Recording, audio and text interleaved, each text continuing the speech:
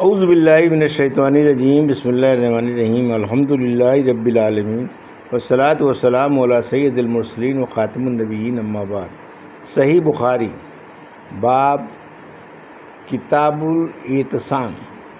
حدیث نمبر 7281، اردو ترجمہ۔ ہم سے محمد بن عبادہ نے بیان کیا، کہا ہم کو یزید بن ہارون نے خبر دی، کہا ہم سے سلیم بن حبان نے بیان کیا اور یزید بن ہارون نے ان کی تعریف کی، کہا ہم سے سعید بن مینا نے بیان کیا، انہوں نے کہا کہ میں نے جابر بن عبداللہ رضی اللہ عنہ سے سنا، انہوں نے بیان کیا کہ فرشتے نبی کریم صلی اللہ علیہ وسلم کے پاس آئے، جبرائیل و میکائیل علیہ السلام، اور آپ سوئے ہوئے تھے۔ ایک نے کہا کہ یہ سوئے ہوئے ہیں، دوسرے نے کہا کہ ان کی آنکھیں سو رہی ہیں لیکن ان کا دل بیدار ہے۔ انہوں نے کہا کہ تمہارے ان صاحب یعنی آن صلی اللہ علیہ وسلم کی ایک مثال ہے، بس ان کی مثال بیان کرو۔ تو ان میں سے ایک نے کہا کہ یہ سور ہے، یہ سو رہے ہیں۔ دوسرے نے کہا کہ آنکھ سو رہی ہے اور دل بیدار ہے۔ انہوں نے کہا کہ ان کی مثال اس شخص جیسی ہے جس نے ایک گھر بنایا اور وہاں کھانے کی دعوت کی اور بلانے والے کو بھیجا، پس جس نے بلانے والے کی دعوت قبول کر لی وہ گھر میں داخل ہو گیا اور دسترخوان سے کھایا، اور جس نے بلانے والے کی دعوت قبول نہیں کی وہ گھر میں داخل نہیں ہوا اور دسترخوان سے کھانا نہیں کھایا۔ پھر انہوں نے کہا کہ ان کے لیے تفسیر کر دو تاکہ یہ سمجھ جائیں۔ بعض نے کہا کہ یہ تو سوئے ہوئے ہیں، لیکن بعض نے کہا کہ آنکھیں اگرچہ سو رہی ہیں لیکن دل بیدار ہے۔ پھر انہوں نے کہا کہ گھر تو جنت ہے اور بلانے والے محمد صلی اللہ علیہ وسلم ہیں، بس جو ان کی اطاعت کرے گا وہ اللہ کی اطاعت کرے گا، اور جو ان کی نافرمانی کرے گا وہ اللہ کی نافرمانی کرے گا۔ اور محمد صلی اللہ علیہ وسلم اچھے اور برے لوگوں کے درمیان فرق کرنے والے ہیں۔ محمد بن عبادہ کے ساتھ اس حدیث کو قنیبہ بن سعید نے بھئی لیث سے روایت کیا، انہوں نے خالد بن یزید مصری سے، انہوں نے سعید بن ابی ہلال سے، انہوں نے جابر سے کہ آن صلی اللہ علیہ وسلم ہم پر بیدار ہوئے، پھر یہی حدیث نقل کی، اسے ترمذی نے وصل کیا۔ حدیث نمبر 7272، اردو ترجمہ۔ ہم سے ابو نعیم فضل بن دکین نے بیان کیا، کہا ہم سے سفیان ثوری نے بیان کیا، ان سے اعمش نے، ان سے ابراہیم نے، ان سے حمام نے، اور ان سے حذیفہ رضی اللہ عنہ نے کہا کہ اے قرآن و حدیث پڑھنے والو، تم اگر قرآن و حدیث پر نہ جمو گے، ادھر ادھر دائیں بائیں راستہ لوگے تو بھی گمراہ ہوگے، بہت ہی بڑا گمراہ ہے، بہت ہی بڑے گمراہ۔ حدیث نمبر 7283، اردو ترجمہ۔ ہم سے ابو قریب محمد بن علا نے بیان کیا، کہا ہم سے اسامہ نے بیان کیا، ان سے برید نے، ان سے ان کے دادا ابو بردہ نے، اور ان سے ابو موسیٰ اشعری رضی اللہ عنہ نے کہ نبی کریم صلی اللہ علیہ وسلم نے فرمایا، میری اور جس دعوت کے ساتھ مجھے اللہ تعالیٰ نے بھیجا ہے اس کی مثال ایک ایسے شخص جیسی ہے جو کسی قوم کے پاس آئے اور کہے کہ اے قوم، میں نے ایک لشکر اپنی آنکھوں سے دیکھا ہے اور میں ننگ دھڑنگ تم کو ڈرانے والا ہوں، پس بچاؤ کی صورت کرو۔ تو اس قوم کے ایک گروہ نے بات مان لی اور رات کے شروع ہی میں نکل بھاگے اور حفاظت کی جگہ چلے گئے، اس لیے نجات پا گئے، لیکن ان کی دوسری جماعت نے جھٹلایا اور اپنی جگہ پر ہی موجود رہے۔ پھر صبح سویرے ہی دشمن کے لشکر نے انہیں آ لیا اور انہیں مارا اور ان کو برباد کر دیا۔ تو یہ مثال ہے اس کی جو میری اطاعت کریں اور جو دعوت میں لایا ہوں اس کی پیروی کریں، اور اس کی مثال ہے جو میری نافرمانی کریں اور جو حق میں لے کر آیا ہوں اسے جھٹلائیں۔ حدیث نمبر 7284 اور 7285، اردو ترجمہ۔ ہم سے قنیبہ بن سعید نے بیان کیا، کہا ہم سے لیث بن سعد نے بیان کیا، ان سے عقیل نے، ان سے زہری نے، انہیں عبید اللہ بن عبداللہ بن عتبہ نے خبر دی، ان سے ابو ہریرہ رضی اللہ عنہ نے بیان کیا کہ جب نبی کریم صلی اللہ علیہ وسلم کی وفات ہوئی اور آپ کے بعد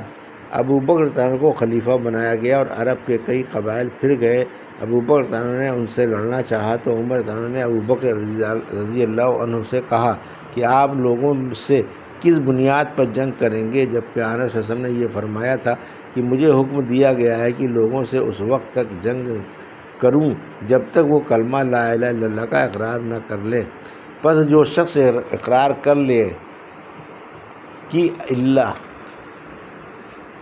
لا الہ الا اللہ تو میری طرف سے اس کا مال اور اس کی جان محفوظ ہے۔ البتہ کسی حق کے بدل ہو تو وہ اور بات ہے، مثلاً کسی کا مال مار لے یا کسی کا خون کرے، اب اس کی باقی اعمال کا حساب اللہ کے حوالے ہے۔ لیکن ابو بکر رضی اللہ عنہ نے کہا کہ واللہ میں تو اس شخص سے جنگ کروں گا جس نے نماز اور زکوٰۃ میں فرق کیا،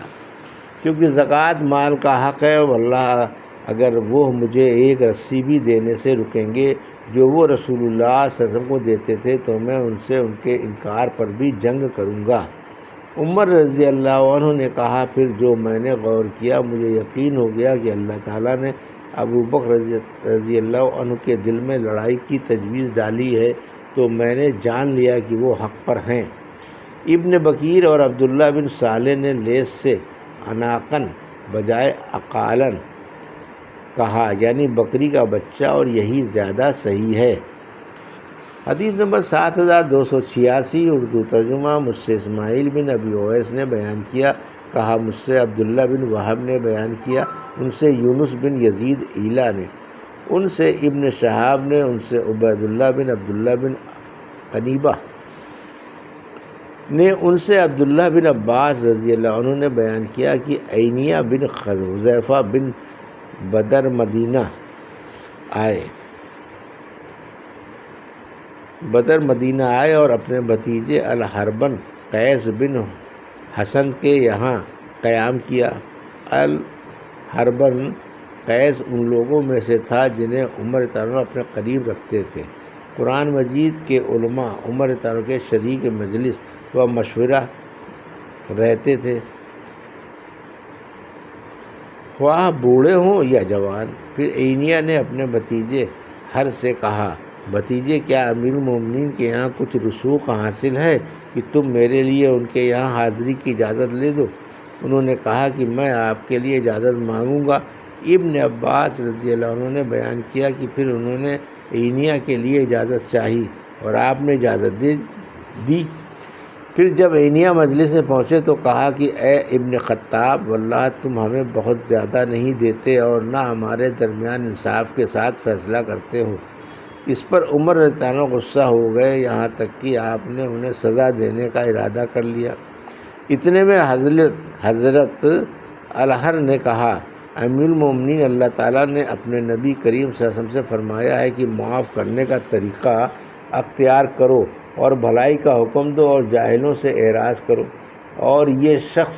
جاہلوں میں سے ہے۔ پس واللہ عمر رضی اللہ عنہ کے سامنے جب یہ آئے تو انہوں نے تلاوت کی تو آپ ٹھنڈے ہو گئے، اور عمر رضی اللہ عنہ کی عادت تھی کہ اللہ کی کتاب پر فوراً عمل کرتے۔ حدیث نمبر 7287 اردو ترجمہ۔ ہم سے عبداللہ بن مسلمہ قانبی نے بیان کیا، ان سے مالک نے بیان کیا، ان سے حشام بن عروہ نے، ان سے فاطمہ بنت منظر نے، ان سے اسماء بنت ابی بکر رضی اللہ عنہا نے بیان کیا کہ میں عائشہ رضی اللہ عنہا کے یہاں گئی جب سورج گرہن ہوا تھا اور لوگ نماز پڑھ رہے تھے۔ عائشہ رضی اللہ عنہا بھی کھڑی نماز پڑھ رہی تھیں۔ میں نے کہا لوگوں کو کیا ہو گیا ہے کہ بے وقت نماز پڑھ رہے ہیں؟ تو انہوں نے ہاتھ سے آسمان کی طرف اشارہ کیا اور کہا سبحان اللہ۔ میں نے کہا کوئی نشانی ہے؟ انہوں نے سر سے اشارہ کیا کہ ہاں۔ پھر جب رسول اللہ صلی اللہ علیہ وسلم نماز سے فارغ ہوئے تو آپ نے اللہ کی حمد و ثنا کے بعد فرمایا، کوئی چیز ایسی نہیں لیکن میں نے آج اس جگہ سے اسے دیکھ لیا، یہاں تک کہ جنت و دوزخ بھی، اور مجھے وحی کی گئی ہے کہ تم لوگ قبروں میں بھی آزمائے جاؤ گے۔ دجال کے فتنے کے قریب پس مومن یا مسلم مجھے یقین نہیں کہ اسماء رضی اللہ عنہا نے ان میں سے کون سا لفظ کہا تھا، تو وہ قبر میں فرشتوں کے سوال پر کہے گا محمد صلی اللہ علیہ وسلم ہمارے پاس روشن نشانات لے کر آئے اور ہم نے ان کی دعوت قبول کی اور ایمان لائے۔ اس سے کہا جائے گا کہ آرام سے سو رہو، ہمیں معلوم تھا کہ تم مومن ہو، اور منافق یا شک میں مبتلا مجھے یقین نہیں کہ ان میں سے کون سا لفظ اسماء رضی اللہ عنہا نے کہا تھا، تو وہ کہے گا آنس صلی اللہ علیہ وسلم کے متعلق سوال پر کہ مجھے معلوم نہیں، میں نے لوگوں کو جو کہتے سنا وہی میں نے بھی بک دیا۔